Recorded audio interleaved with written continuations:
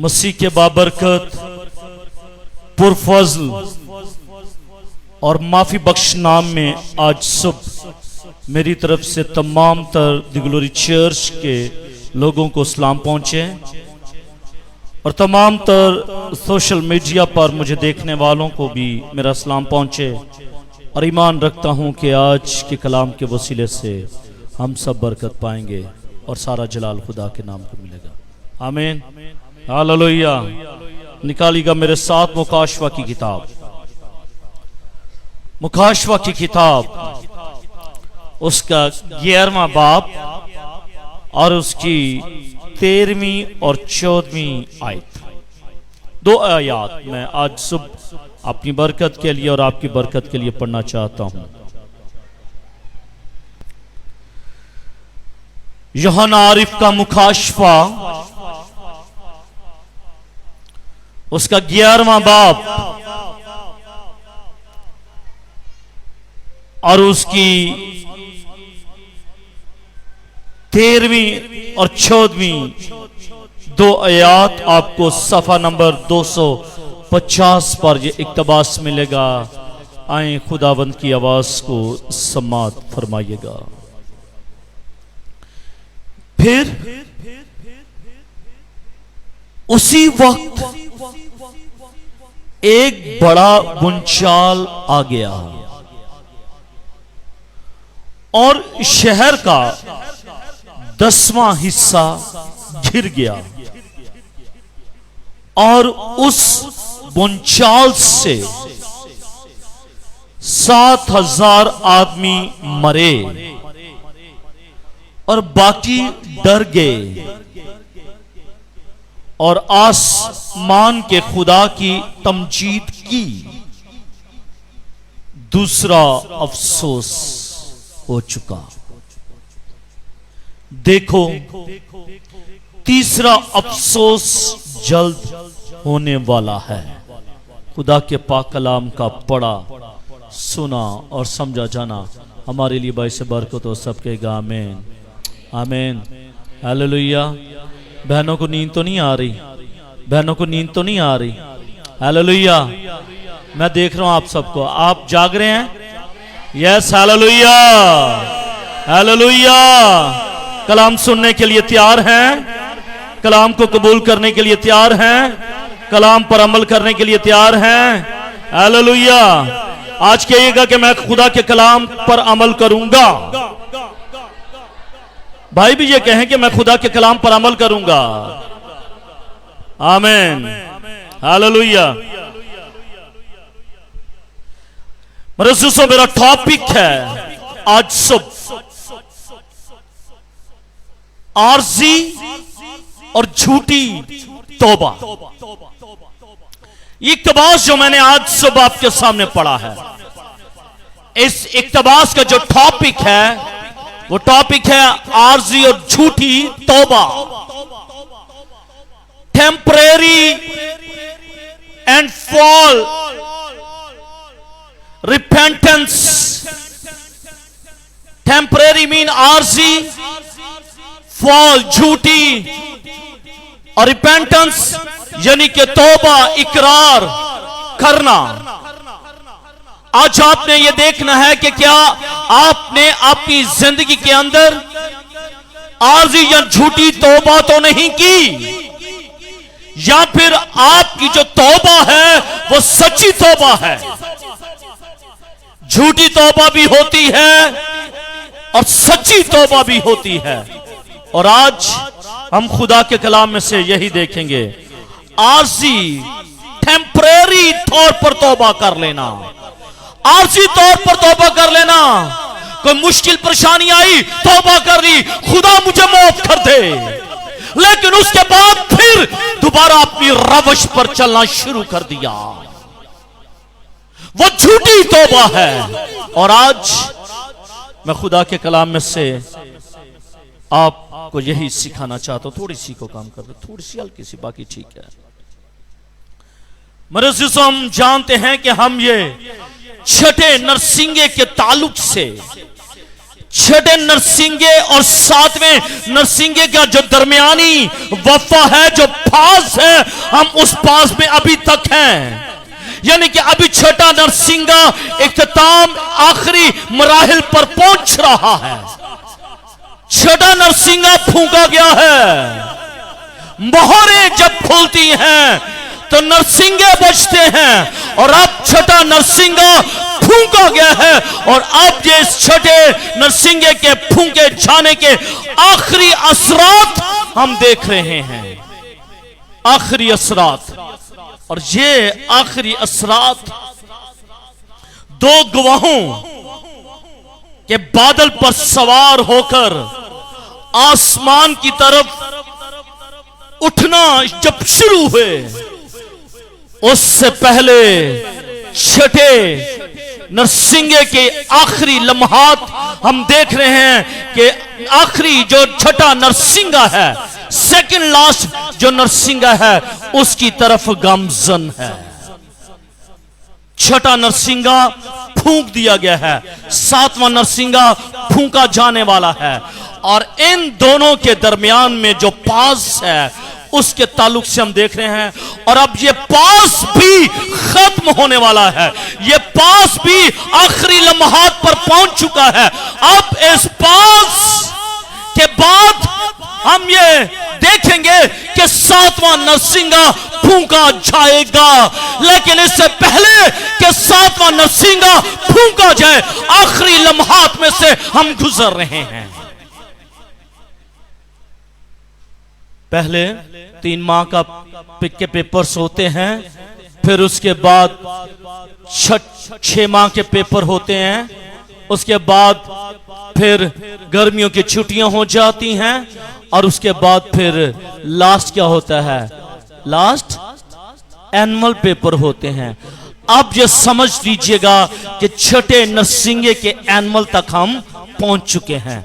छठे नरसिंगे के एनुअल पर हम पहुंच चुके हैं और इसके बाद फिर हम ये देखेंगे कि सातवां नरसिंगा फूंका जाएगा, यानी कि एक नया दिन हम देखेंगे।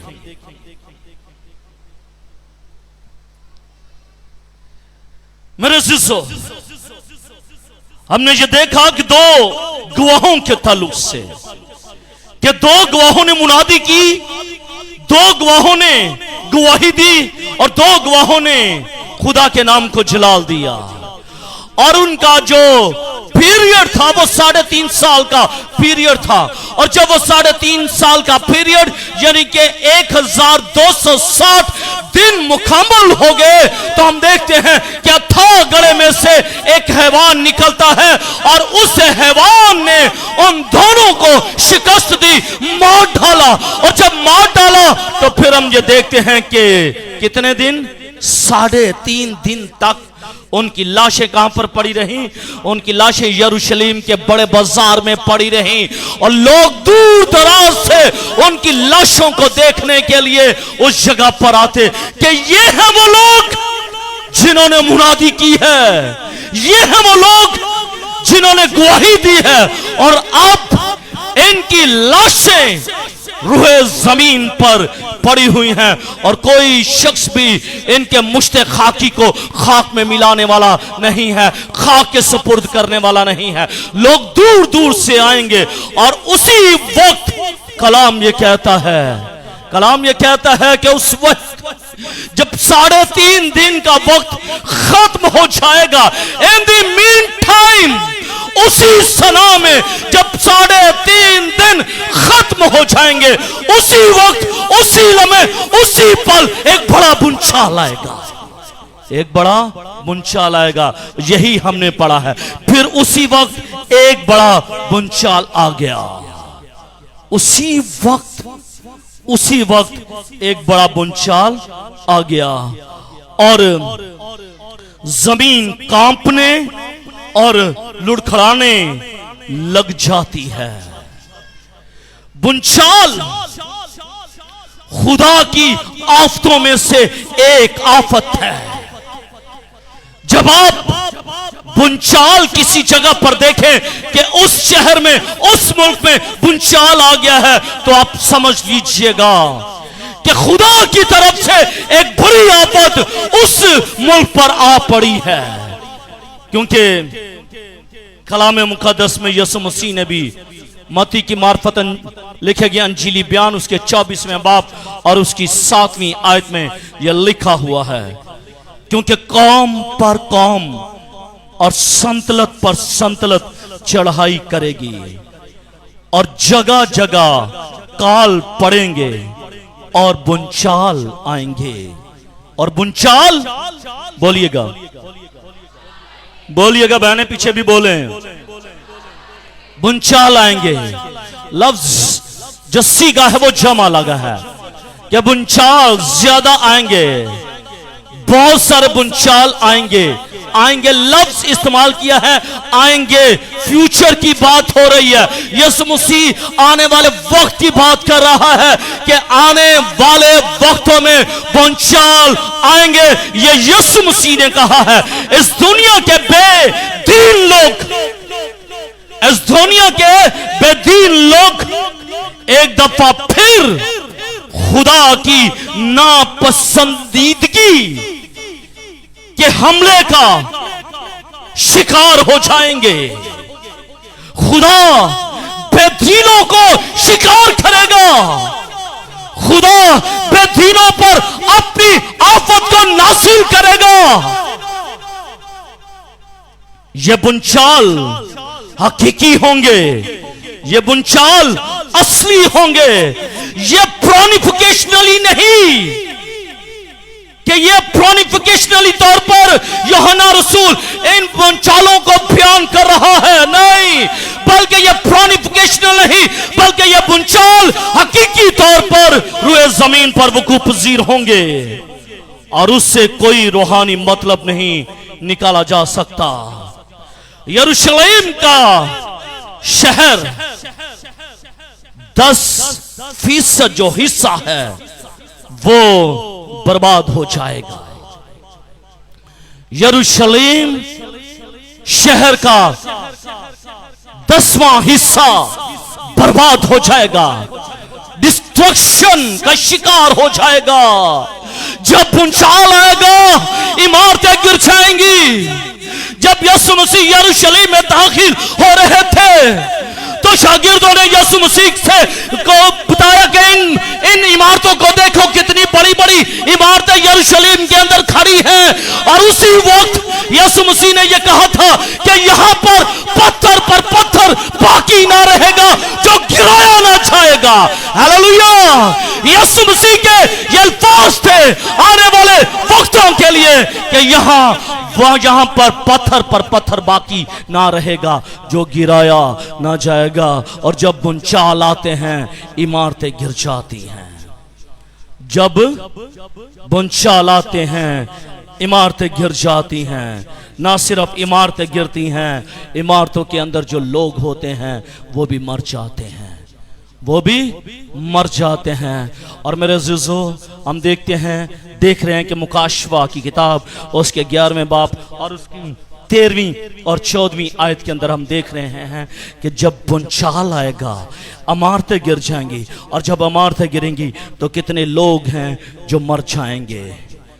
कितने लोग 7,000 लोग जो हैं वो भी मर जाएंगे।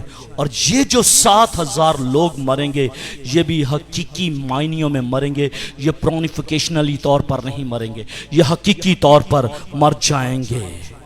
इस सूरत हाल से जिंदा रहने वालों पर खौफ तारी हो जाएगा, डिस्ट्रक्शन होगी, भूचाल आएगा, इमारतें गिर जाएंगी, 7,000 लोग भी मर जाएंगे। लेकिन जो बाकी रह जाएंगे, जो बकिया रह जाएगा, उन पर क्या हो जाएगा? उन पर खौफ तारी हो जाएगा कि इमारतें भी गिर गई हैं। 7,000 लाशें जमीन पर पड़ी हुई उनको नजर आएंगी। जब 7,000 लोगों को वो देखेंगे कि ये मर चुके हैं, उस वक्त उन पर खौफ तारी हो जाएगा, उन पर खौफ तारी हो जाएगा, वो खौफ ज्यादा हो जाएंगे। लेकिन आसमान में एक बड़ी खुशी और खुदा की तारीफ की जाएगी। उसी वक्त खुदा की एक बड़ी तारीफ और खुदा की तमजीद होगी। आमीन। मेरे अज़ीज़ों, पहली बात हम इसी आयत के अंदर एक लफ्ज़ देख रहे हैं, फिर उसी वक्त, फिर उसी वक्त, कब, फिर उसी वक्त, कब ये सब कुछ होगा, कब ये सिनेरियो रुए जमीन पर वकूअ पज़ीर होगा, कब डिस्ट्रक्शन होगी, कब 7,000 लोगों को मार दिया जाएगा, कब जो बकिया रह जाएंगे उन पर खौफ तारी हो जाएगा, कब ये सब कुछ होगा। मेरे अज़ीज़ों, जब 3.5 दिन पूरे हो जाएंगे, 3.5 दिन पूरे हो जाएंगे, जब उन 2 गवाहों की जिंदगी के अंदर खुदा जिंदगी का रूप फूंकेगा, उस वक्त जब वो अपने पांव के बल खड़े हो जाएंगे, उस वक्त जब आसमानी दावत आएगी, उस वक्त, और जब दुश्मन उनको देख रहे होंगे कि ये जिंदा हो गए हैं,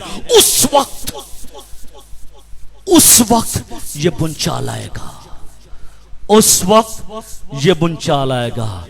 जैसे ही उनमें जिंदगी का दम फूंका जाएगा, जैसे ही उनके अंदर जान आएगी, जैसे ही वो अपने कदमों पर खड़े हो जाएंगे, जैसे ही दुश्मन उनको ताक रहे होंगे, जैसे ही आसमानी दावत आएगी, जैसे ही आसमानी दावत उनको मिलेगी और वो आसमान की तरफ बादलों पर उठाए जाएंगे, उसी वक्त एट द मेन टाइम, उसी समय में ये सब कुछ वकूअ पज़ीर होगा और एक बड़ा बुनचाल आ जाएगा, एक बड़ा बुनचाल आ जाएगा। क्यों?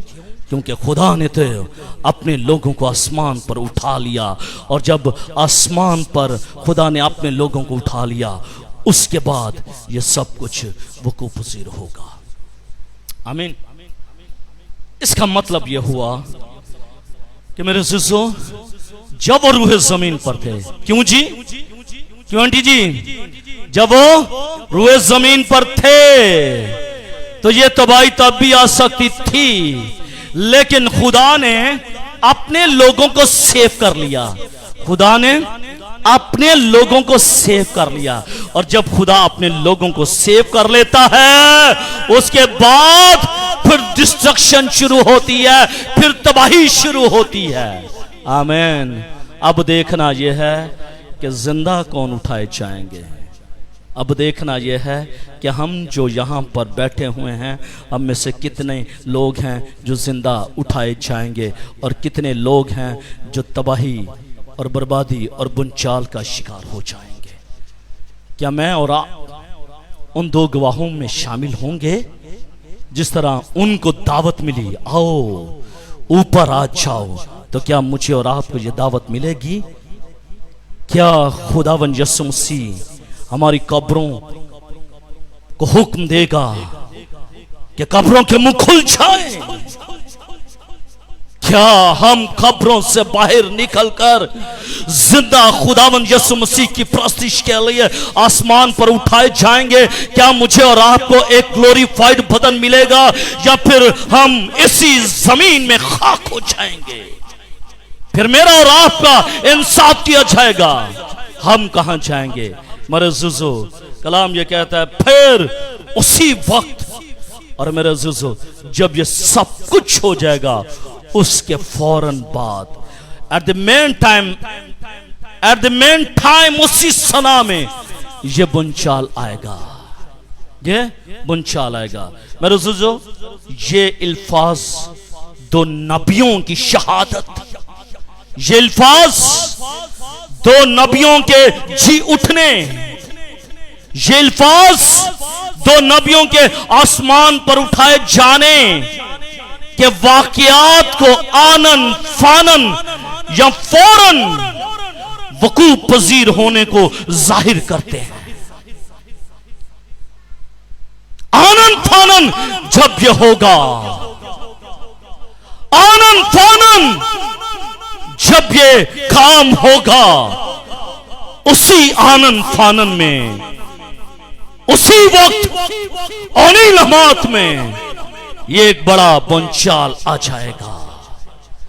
इसे पेश करके अथाह घड़े से निकला हुआ हैवान जिसने उन दो नबियों को मार डाला था, जिसने उन दोनों नबियों को शिकस्त दी, जिसने उनकी जानों को 3.5 दिन तक यरूशलेम के बड़े बाजार में गलने और सड़ने दिया,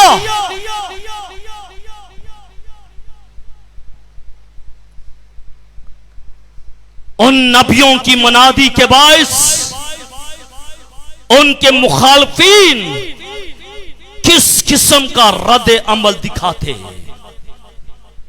अगर वो जिंदा होते और मौजूद होते, बुंचाल आ जाता, तो हैवान का रद्द अमल क्या होता, उनके दुश्मनों का रद्द अमल क्या होता।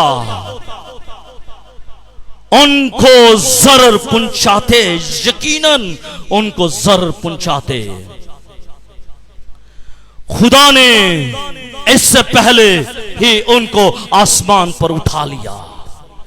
खुदा ने इससे पहले कि उनको जरर पहुंचती, इससे पहले कि खुदा के नबियों को फिर से मारा जाता, खुदा ने अपने नबियों को उठा लिया। एक वक्त होता है कि खुदा अपने लोगों को उनके दुश्मनों के हवाले करता है, लेकिन एक लम्हा ऐसा आता है कि जब खुदा, जिंदा खुदा, उसका खुदा, मेरा और आपका खुदा मुझे और आपको आपके दुश्मनों और मेरे दुश्मनों के हाथों से निकालता, छुड़ाता और बचा लेता है और जर नहीं पहुंचने देता। अय्यूब नबी को देख लीजिएगा, एक वक्त था कि उसको टाइम ड्यूरेशन दिया गया कि तूने इस टाइम ड्यूरेशन में तूने मेरे बंदा पर जो कुछ करना है कर ले, लेकिन उसकी जान नहीं ले सकता। अब्लीस किया, अब्लीस ने आजमाने की कोशिश की, बड़ा कुछ किया, कीड़े पड़ गए, ठीकरा लेकर रगड़ना शुरू कर दिया। लेकिन एक वक्त ऐसा आया कि जब खुदा ने उसके दुश्मन को उससे पीछे कर दिया। एक वक्त ऐसा आता है कि जब खुदावंद आपका खुदा आपके दुश्मनों को आपसे पीछे कर देता है और वो आपको सेव कर लेता है, वो आपको सेव कर लेता है। वो वक्त आता है, वो वक्त आज भी है, लेकिन किन के लिए वो वक्त है? जो गवाही देंगे, जो मुनादी करेंगे, जो ये कहेंगे कि यीशु मसीह ही खुदावंदों का खुदा और रब्बुल अफ़वाज है। आमीन। उनको खुदा सेव करेगा, और जो नहीं फिर उनको छोड़ देगा। और वो किस जम में आ जाएंगे, वो यहां पर देख लीजिएगा कि वो 7,000 आदमियों के वो सांचे में आ जाएंगे। अब देखना यह है कि आपने उन 7,000 आदमियों के सांचे में आना है या फिर आपने उन 2 नबियों के सांचे में आना है। It's depend on yourself. ये आप पर मुनस्सर है। सोशल मीडिया पर देखने वाले लोगों, ये आप पर मुनस्सर है कि खुदावंद आपके दुश्मनों को आपसे महफूज रखता है या फिर क्या करता है, या फिर आप भी डिस्ट्रक्शन का बाइस बन जाएंगे। अब ये खुदा आपसे कलाम कर रहा है कि अगर तूने सेव होना है तो जिंदा खुदा की इबादत करना शुरू कर दे। हालेलुया। जिंदा खुदा की इबादत शुरू कर दे ताकि खुदावंद तेरा खुदा तुझे तेरे दुश्मनों से महफूज रख सके। आमीन। मेरे अज़ीज़ों, ये अल्फाज साबित करते हैं कि खुदावंद की मर्सी और उसके कामों में देर नहीं है। ये बातें, ये अमल जाहिर करता है कि उसकी मर्जी और उसके कामों में देर नहीं है। एक वक्त था कि जब खुदा ने 3.5 दिन तक छोड़ दिया, लेकिन जब वक्त पूरा हो गया, जब वक्त पूरा हो गया तो वो आसमान पर उठा लिए गए। जब वक्त पूरा हो गया तो उसने अपने बेटे यीशु मसीह को रूए जमीन पर भेज दिया ताकि वो मेरे लिए और आपके लिए वो कुर्बानी का बकरा, कुर्बानी का बर्रा वो बनकर सलीब पर चढ़कर मेरी और तेरी नजात का बाइस वो बन सके। जब वक्त पूरा हो जाता है, जब वक्त पूरा हो जाता है, मालूम नहीं कि वो वक्त कब आ जाए, इसलिए इससे पहले कि वो वक्त आए मेरे अज़ीज़ों, अपनी अपनी जिंदगी को तैयार कर लीजिएगा।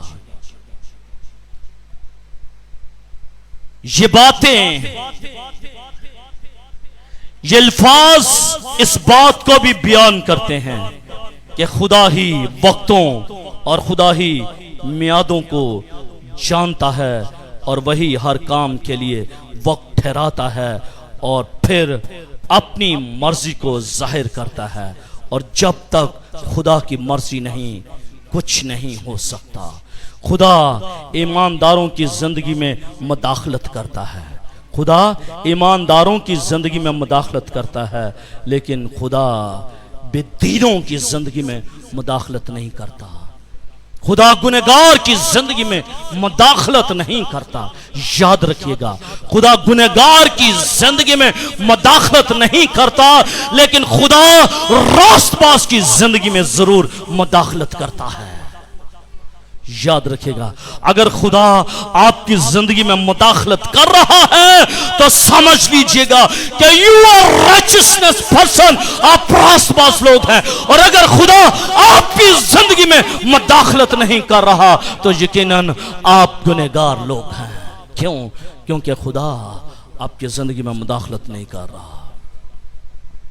खुदा ने बताया कि यह काम गलत है, यह काला है, यह गलत है, इसको नहीं करना, इसको नहीं करना, खुदा बताएगा।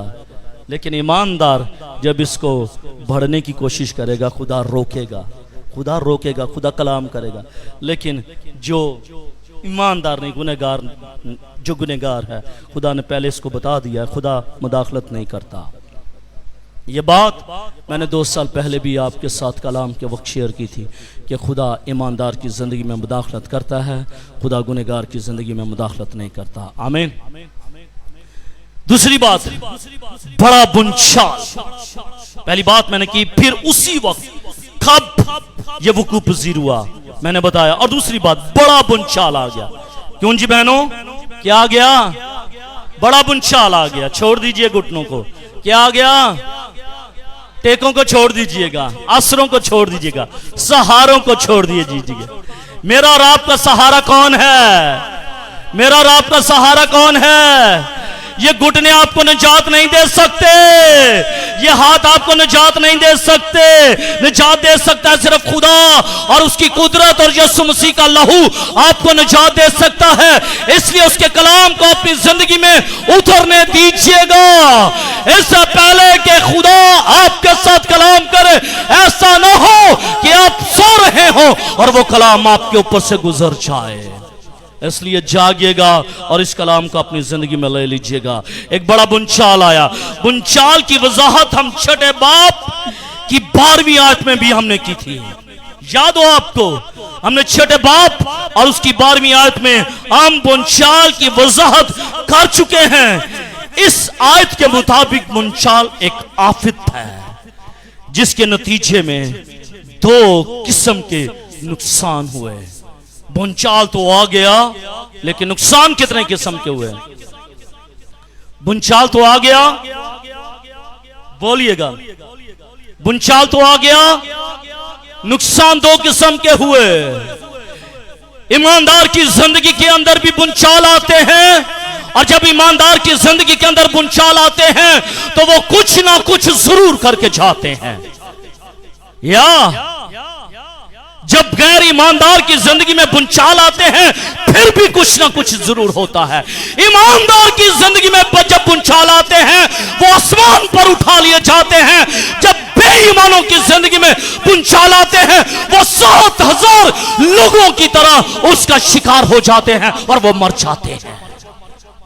अब देखना यह है कि अगर बुनचाल आपकी जिंदगी में, आपके खानदान की जिंदगी में आ जाए तो फिर आपको नुकसान होगा या उस बुनचाल से फायदा होगा। कुछ लोगों को तो फायदा हो गया, वो आसमान पर उठा लिए गए, लेकिन कुछ लोग जो हैं, बल्कि ज्यादा लोग जो हैं, वो 7,000 लोग मारे गए। अब देखना यह है कि जब बुनचाल आपकी जिंदगी में, आपके खानदान में, आपके बच्चों में, आपके शौहर, आपकी बीवी, आपके रिश्तेदारों की जिंदगी में जब बुनचाल आएगा तो फिर वो आपको क्या दे के जाएगा? वो आपको क्या दे के जाएगा? बुनचाल तो आ गया। बुनचाल कौन सा? नाकामी का, गुर्बत का, नफरत का, ये तरह तरह के बुनचाल है। जब ये बुनचाल आ जाएंगे तो ये बुनचाल आपको क्या देके जाएंगे? यहां पर इस आयत में तो हमने ये देखा है कि जब यहां पर यरूशलेम शहर के बड़े बाजार में, यरूशलेम के अंदर बुनचाल आया तो वो दो चीजें लेकर आया। और वो दो चीज, पहली चीज, यरूशलेम शहर का 10वां हिस्सा गिरकर तबाह हो गया। गिरकर तबाह हो गया। अव्वल ये कि यरूशलेम शहर का 10वां हिस्सा गिरकर तबाह हो गया। गिरकर तबाह हो गया। जब आपकी जिंदगी में कोई बुनचाल आएगा तो क्या आप गिरकर खत्म हो जाएंगे? आप मिट जाएंगे? आप फना हो जाएंगे? क्या होगा आपकी जिंदगी में? वहां पर देखिए कि हम देखते हैं कि जब यरूशलेम में बुनचाल आया तो हम देखते हैं कि 10वां हिस्सा बर्बाद हो गया। हो सकता है कि जब आपकी जिंदगी में बुनचाल आए तो शायद आपका जिस्म जो है वो शिकार ना हो, आपकी रूह शिकार हो जाए। इसलिए आपने अपनी रूह को सेव करने के लिए यीशु मसीह को अपना शख्सी नजात दहिंदा कबूल कर लीजिएगा, ताकि जब बुनचाल आए आपकी जिंदगी में ना सिर्फ वो आपके खानदान को तबाह करे, ना सिर्फ आपकी रूह को तबाह करे, ना सिर्फ आपके बदनों को तबाह करे, बल्कि आपको सेव कर ले। आपको सेव कर ले। नहीं तो यरूशलेम शहर के 10वें हिस्से की तरह फिर मैं और आप तो शिकार होंगे। मैं तो आप शिकार होंगे। अब देखना यह है कि वो शहर यरूशलेम शहर वो तो तबाह हो गया। 10वां हिस्सा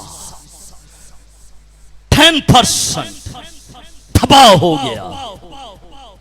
जो बाकी बचा है उसके ताल्लुक से आगे देखेंगे। जो बकिया रह गया है वो क्या कर रहा है, उसके साथ क्या हो रहा है, ठीक है ना।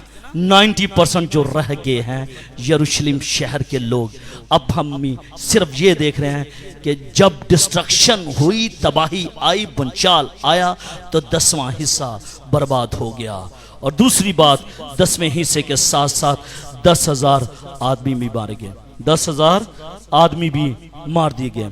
इन दोनों किस्म के नुकसानात से ये बात वाज़ेह है कि खुदा के लोगों पर जुल्म करने वालों और उनको शहीद करने वालों की शहर पनाह और जानो माल महफूज नहीं रहते।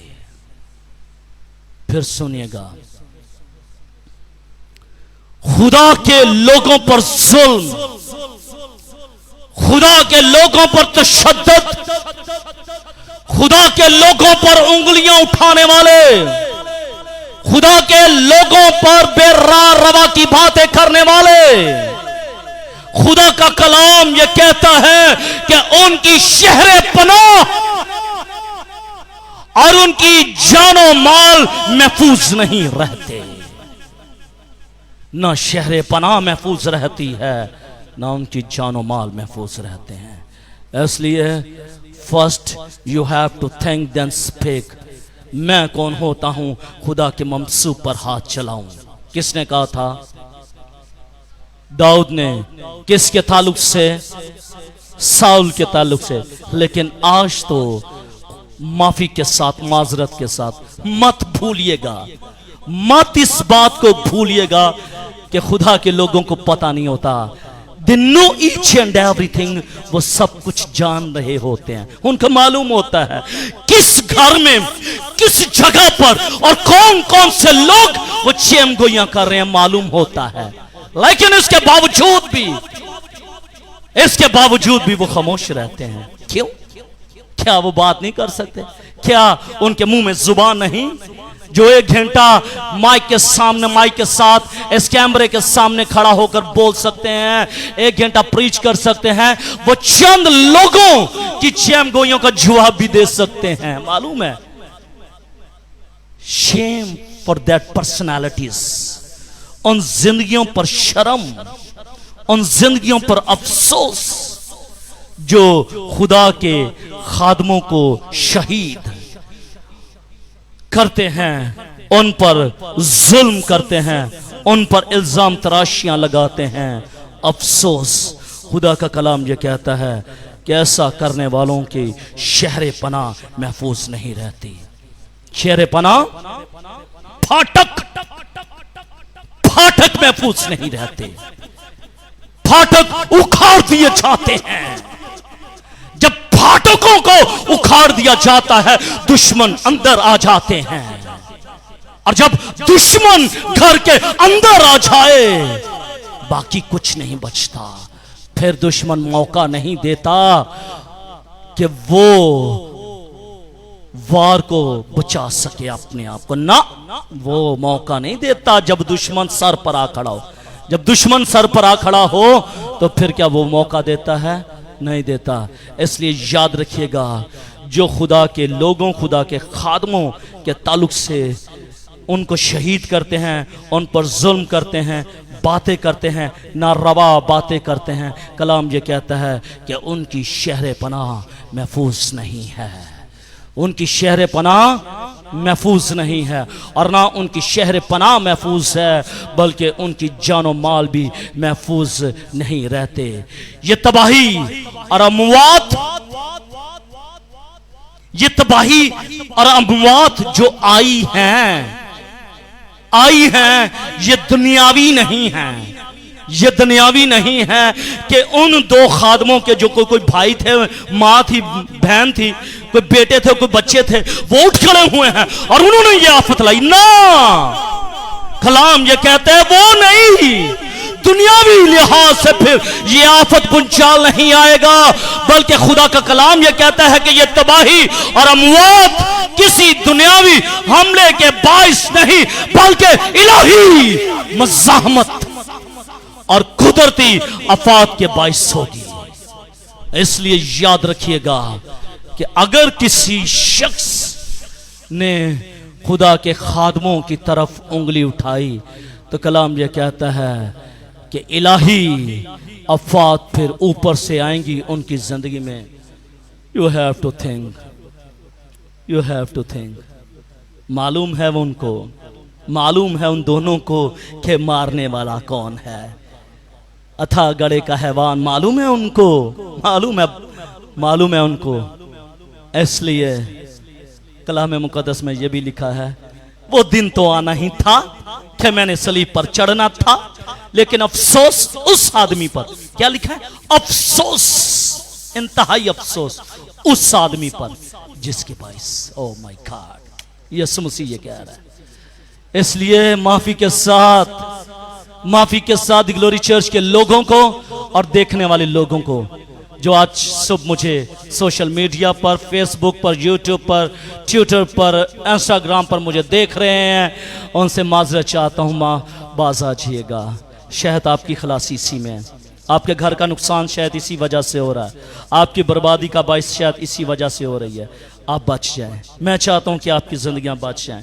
इसलिए जो लफ्ज़ आप इस्तेमाल कर रहे हैं और आपने किए हैं, उन लफ्ज़ों को वापस लीजिएगा और खुदा से इकरार कीजिएगा, माफ़ी मांगिएगा। खुदावंद मुझे माफ़ कर, खुदावंद मुझे माफ़ कर। मेरे अज़ीज़ों, ये आफत, ये डिस्ट्रक्शन, इलाही डिस्ट्रक्शन, इलाही तबाही है और ये खुदा की तरफ से आई, क्योंकि खुदा के लोगों को उन्होंने मारा और उनकी लाशों को बेहुरमत किया। यही है ना लिखा है बाइबल मुकद्दस में, यही लिखा है। 3.5 दिन तक उनकी लाशें बेहुरमत होती रहीं यरूशलेम के बड़े शहर में। यानी कि लफ्ज क्या लगा, बेहुरमत होती रहीं। आज भी लोग नबियों को, खुदा के खादमों को बेहुरमत करते हैं, और जो बेहुरमत करते हैं उनकी खलासी नहीं है, माफ़ी नहीं है। इसलिए आप अपने लिए कोई गुनाह लेकर ना जाए, आप अपने बच्चों पर गुनाह ना छोड़ कर जाएगा, उनके लिए आप बरकत के दरवाज़ों को खोल कर जाइएगा। आमीन। मेरे अज़ीज़ों, दूसरी बात मैंने ये की कि बड़ा बुंचाल आया, और बड़े बुंचाल से दो काम हुए, और मेरी और आपकी जिंदगी के अंदर भी ये दो काम हो सकते हैं। तीसरी चीज, 7,000 आदमी मरे, ये लिखा है 7,000 आदमी मरे। अब देखना ये है कि ये 7,000 आदमी मरे कौन से थे। ये 7,000 आदमी मरे कौन से थे। आप ये कहेंगे भाई साहब ये तो सारी साफ ये सिर्फ बात लिखी है कि 7,000 आदमी मारे गए, लेकिन मैं आज सुबह आपको बताना चाहता हूं कि ये 7,000 आदमी कौन थे। 7,000 आदमी कौन थे। ओके, अब देखना यह है कि ये 7,000 आदमी कौन थे। मेरे दोस्तों, यूनानी तर्जमे में अब जिस बात की, जिस चीज की समझ ना आए, फिर रियल टेक्स्ट में जाना पड़ता है, और जब रियल टेक्स्ट में जाते हैं तो फिर जब टेक्स्ट को खोलते हैं तो फिर मालूम पड़ता है कि वो है कौन थे। यूनानी तर्जमे में 7,000 आदमी बुंचाल की वजह से मारे जाएंगे। इनके लिए ये लफ्ज, ये अल्फाज इस्तेमाल हुए हैं। वो अल्फाज कौन से हैं, उनको ध्यान से सुनिएगा। ओनो मटाए लफ्ज है, ओनो मटाए लफ्ज यूनानी का इस्तेमाल हुआ है, और आगे एनाथ्रोपोने लफ्ज, ये दो लफ्ज इस्तेमाल हुए हैं, जिससे जाहिर होता है कि मरने वाले लोग बहुत ऊंचे दर्जे के थे। मरने वाले लोग जो थे वो बहुत ऊंचे दर्जे के थे।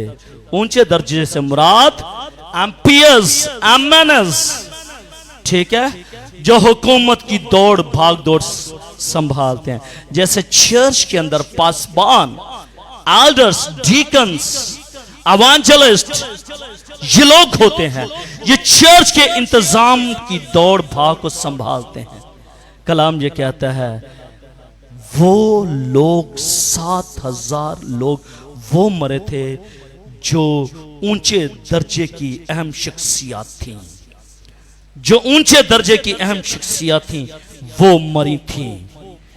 ये इस तरह मुमकिन हो सकता है कि दो गवाहों के आसमान पर उठाए जाने के फौरन बाद मुखालिफ मसीह फौरन हुकूमत की तमाम अहम शख्सियत को उसने इकट्ठा किया। उसी वाक़े के रद्द अमल के गौर खौस वो करें और किसी बगावत के खतरे को महसूस करते हुए उसकी रोकथाम कर सकें और एक नया इंतजाम पेश कर सकें। उसी वक्त, उसी लम्हे वो सब के सब जो ऊंचे दर्जे के लोग होंगे वो मार दिए जाएंगे। यानी कि यरूशलेम की जो अथॉरिटीज पर बैठे होंगे वो मारे जाएंगे। क्यों? क्योंकि उस वक्त मुखालिफ मसीह कॉल देगा कि आओ इकट्ठे हो जाओ, क्योंकि एक बड़ा काम यहां पर यरूशलेम में हो चुका है और वो फौरन इकट्ठे होंगे। और जैसे ही वो फौरन इकट्ठे होंगे उसी वक्त बुंचाल आएगा और उसी लम्हे वो 7,000 लोग मार दिए जाएंगे। वो 7,000 लोग मर जाएंगे और कलाम ये कहता है बाकी डर जाएंगे। यानी कि हाई अथॉरिटीज के लोग वो मारे जाएंगे और राम राया जो है वो बकिया हिस्से में आ जाएगी और जो बकिया होंगे वो डर जाएंगे। जो बकिया होंगे वो डर जाएंगे। मेरे अज़ीज़ों, कुदरती और अल्लाही अफ़ाज से बच जाने वाले यकीनन डर और खौफ उनकी जिंदगियों के अंदर आ जाता है। 2019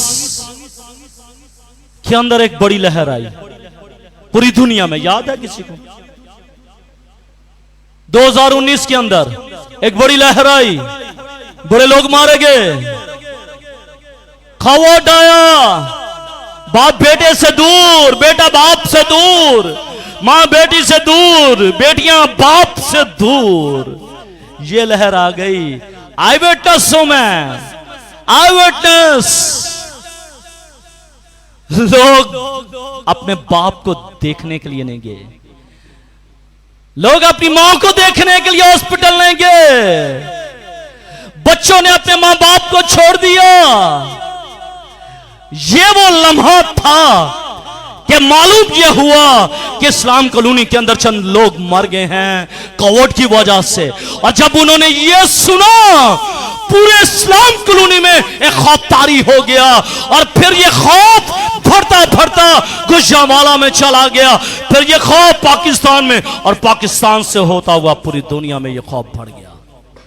ऐसा ही है, जो कोविड में मर गए वो तो मर गए, जो जिंदा रह गए थे वो खौफ उन पर तारी हो गया, खौफ उन पर तारी हो गया। घरों के दरवाजों पर लिख दिया गया भाई हमारे घर ना आइएगा। ऐसा ही है क्यों शहजाद भाई? आपने उन पर्चियों को पढ़ा ना, अपने दरवाजों पर लिख दिया गया वो हमारे घर में ना आइएगा। ये है खौफ, ये है खौफ।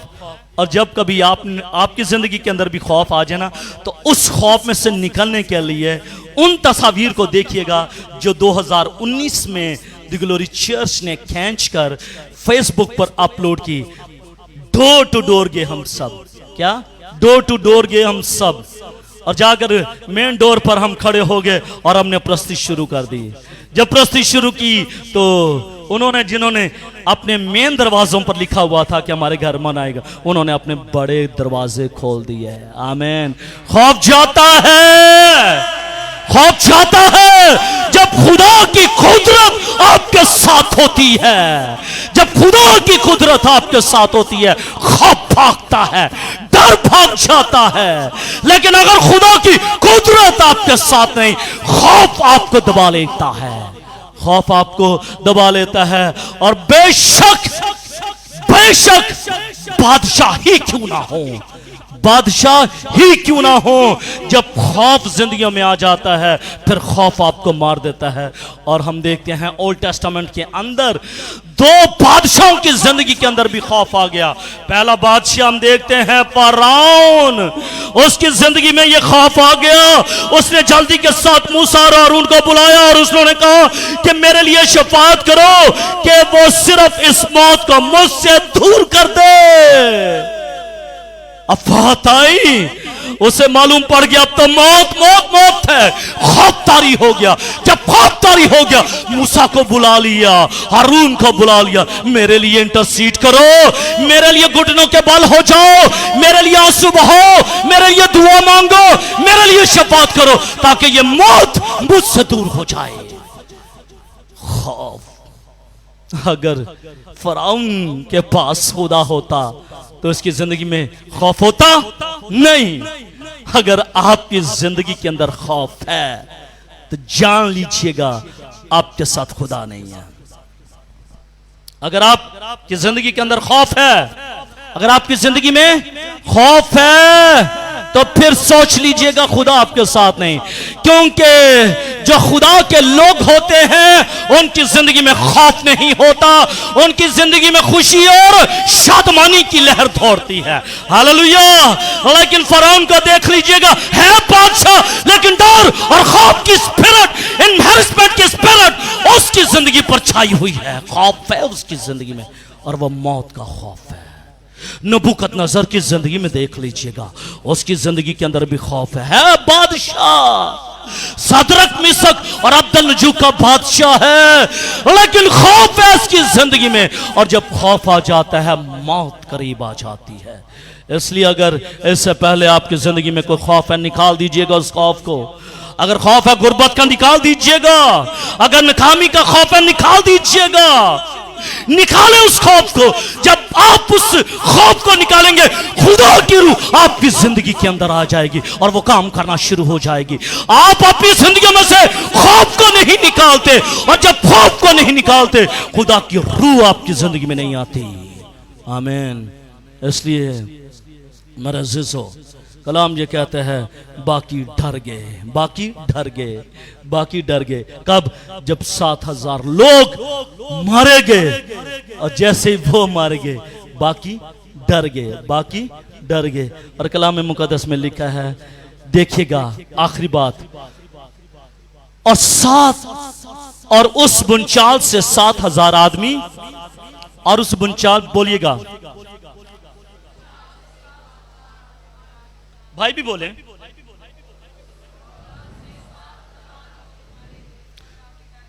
और बाकी डर गए। अब तीसरा काम होने लगा, एक और काम, वो लास्ट काम है। वो है क्या है? और आसमान के खुदा की तमजीद की। और आसमान के खुदा की किन्होंने की?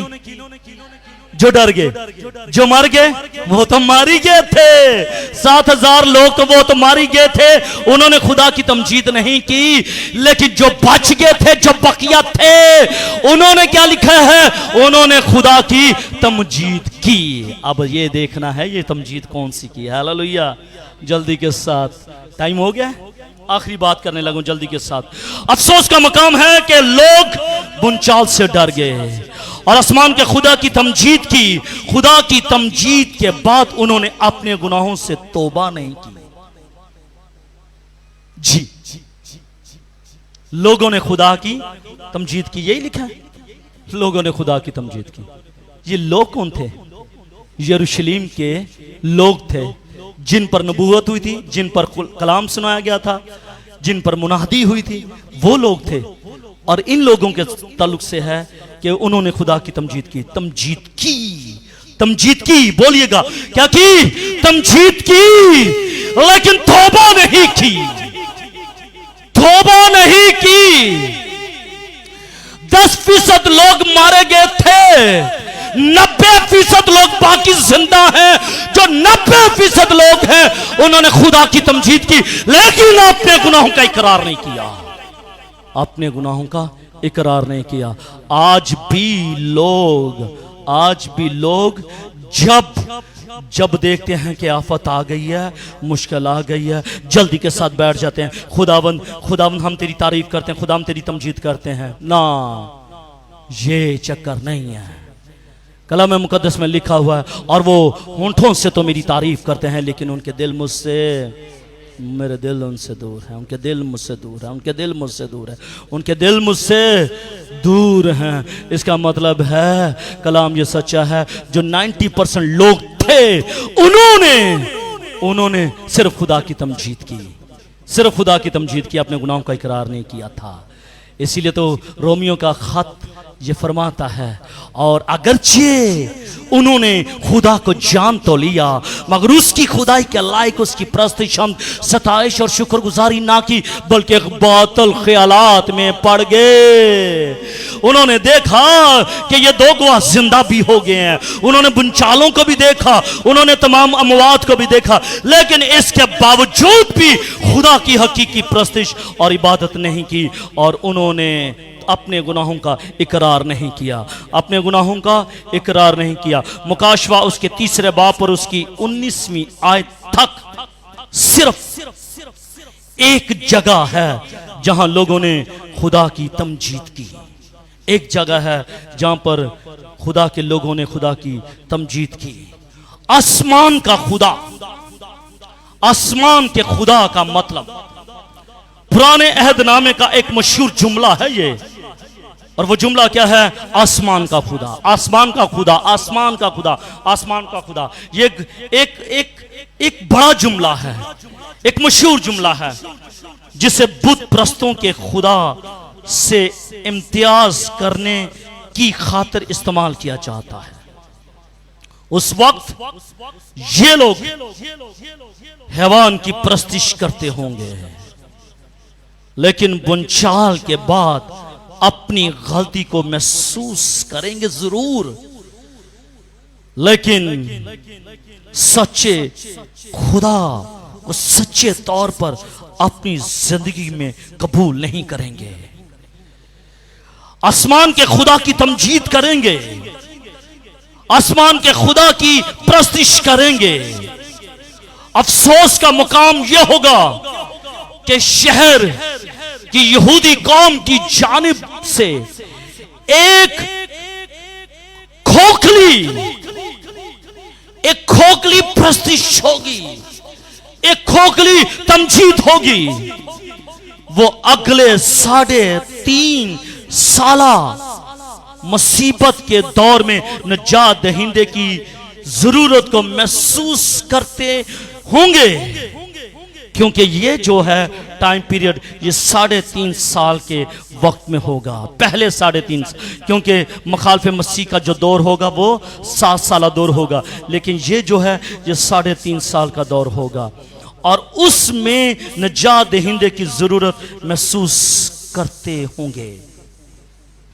इसकी जानिब रजू लाएंगे, लेकिन अपने गुनाहों का इकरार नहीं करेंगे। रजू तो लाएंगे, चर्च तो आएंगे, प्रस्तिश तो करेंगे, कलाम तो सुनेंगे, लेकिन तौबा नहीं करेंगे, लेकिन तौबा नहीं करेंगे। आज मेरे अज़ीज़ों वक्त है तौबा का। आज ये वक्त है अपने गुनाहों का इकरार करने का। जब आप अपने गुनाहों का इकरार करेंगे तो खुदावंद आपका खुदा आपको बहाल करेगा। खुदावंद आपका खुदा आपके आंसुओं को देखेगा। उस किस्म की तमजीद जो उस वक्त की जाएगी, मुसीबत के वक्तों में अक्सर लोग करते हैं आज भी, कि जब मुसीबत आई, जब मुश्किल आई, जब परेशानी आई, जब दुख आया, जब भूख आई, जब गुर्बत आई, जब लड़ाई झगड़ा आया, उस वक्त वो खुदा के करीब चले गए और उन्होंने खुदावन की प्रस्तिश करना शुरू कर दी। लोग पुकार पुकार कर खुदा से मदद मांगेंगे और रास्तबाजी और पाकीज़गी की जिंदगी गुजारने के साथ साथ दूसरों की खिदमत करने के वादे भी करेंगे, लेकिन इस शर्त पर के हमें तो इस मुसीबत से रहाई दे। वेख मुसीबत मेरी, मैंने तू रहाई दे, यही गीत गाते हैं लोग। यही कहेंगे कि मुसीबत के वक्त मुझे रहाई दे दे। रहाई तो मांगते हैं, इकरार नहीं करते। रहाई तो मांगते हैं, गुनाहों की माफी नहीं मांगते। गुनाहों की माफी मांग लीजिएगा, रहाई, बरकत, प्रॉस्पेरिटी दरवाजे खुल जाएंगे। इकरार तो कीजिएगा, घुटनों के बल तो हो जाइएगा। देखिएगा 90% लोगों ने खुदा की तमजीद की है, लेकिन हकीकी तौबा नहीं की है। हकीकी तौबा नहीं की। जब मुसीबत टल जाती है, फिर जब मुसीबत टल जाती है, जिंदगी वापस मामूल पर आ जाती है। जिंदगी वापस मामूल पर आ जाती है तो सारे अहदोपमा फौरन वो शख्स भूल जाता है। सारे अहदोपमा वो शख्स भूल जाता है। खुदावन तू मुझे इस मुसीबत से बचा, छुड़ा, मैं देख दूंगा। ये कहता है, ये सुना, मैं देख दूंगा। खुदा मुसीबत से छुड़ा देता है, बचा लेता है।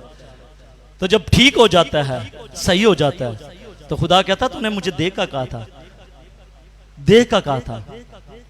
चुप रहता है। खुदा उसको पकड़कर दरिया में फेंक देता है। जब डूबने लगता है तो फिर चला उठता है। खुदावन मैं तो पूछ रहा हूं, मीठी देख के नमकीन देख। ठीक है, इसलिए इससे पहले कि दूसरी मुसीबत आपके खानदान में, आपकी जिंदगी में आ जाए, जो अधोपमा, जो इकरार खुदा के साथ आपने किए हैं, उस प्रकार बंद रहिएगा, उससे तरक ना होइएगा, उसको छोड़िएगा ना, और खुदावंद अपने खुदा के सामने हकीकी तौबा कीजिएगा। 90% लोगों ने अपने गुनाहों का इकरार नहीं किया, तौबा नहीं की, सिर्फ और सिर्फ वक्ती तौर पर तौबा की है, वक्ती तौर पर प्रस्तिश की है, तौबा नहीं की, वक्ती तौर पर इबादत की है। अगर वो लायक तौर से प्रस्तिश करते, इबादत करते, तौबा करते, तो यकीनन आसमान की बादशाही के वो वारिस ठहरते। मेरे अज़ीज़ों, खुदा का गजब और तबाही को देखकर कुछ लोग तौबा करते हैं, मगर ये तौबा जो होती है ये नकली होती है। और मेरा टॉपिक भी आज यही था, टेम्परेरी एंड फॉल्स रिपेंटेंस, आर्जी और झूठी तौबा। जब मुसीबत आती है तो फिर झूठी तौबा कर लेते हैं। खुदावंद मुझे माफ कर, मैं इकरार करता अपने गुनाहों का। मुकाशवा 11वें बाब में हम पढ़ते हैं कि यही लोग खुदा के नाम पर कुफर बकने वाले लोग हैं। यही लोग 11वें बाब में खुदा के नाम पर कुफर बकने वाले लोग हैं। और आज जब इनको अजियत मिलना शुरू हुई है तो मौजूदा जिंदगी में देख लीजिएगा कि इन्होंने प्रस्तिश करना शुरू कर दी है। आज भी खानदानों में जब मुश्किल, परेशानी, बीमारी आती है तो कहा क्या जाता है, दुआ करो, दुआ करो, दुआ करो।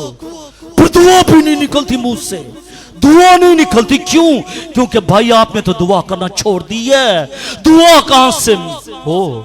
लफ्ज नहीं मिलते, लफ्ज नहीं मिलते। फिर इसलिए keep in touch with him, उसके साथ जुड़े रहिएगा, उसके साथ जुड़े रहिएगा।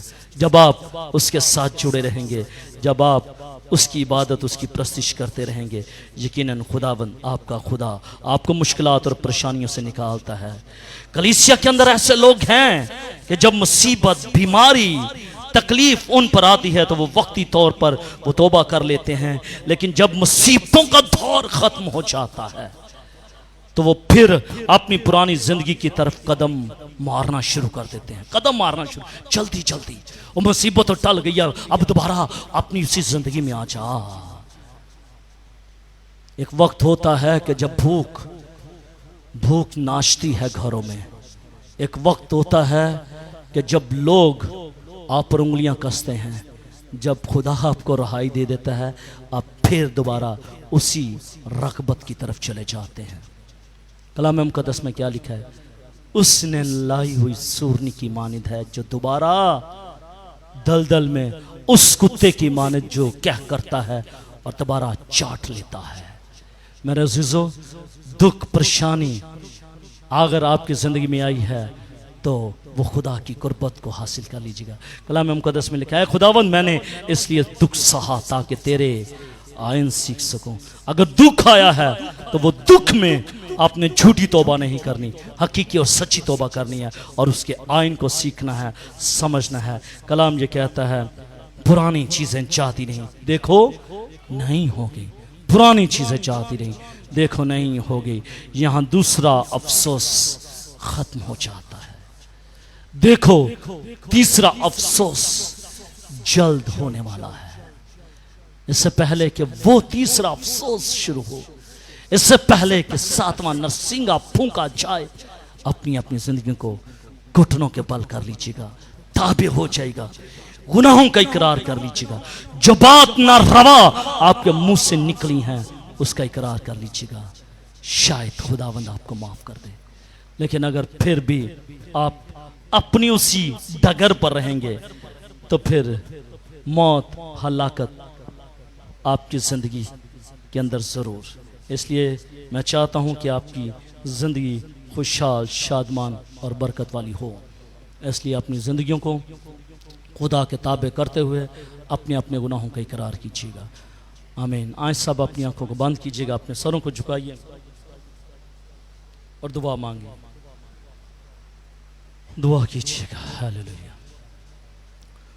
आसमानी खुदावंद, मैं यीशु मसीह के नाम के वसीले से आज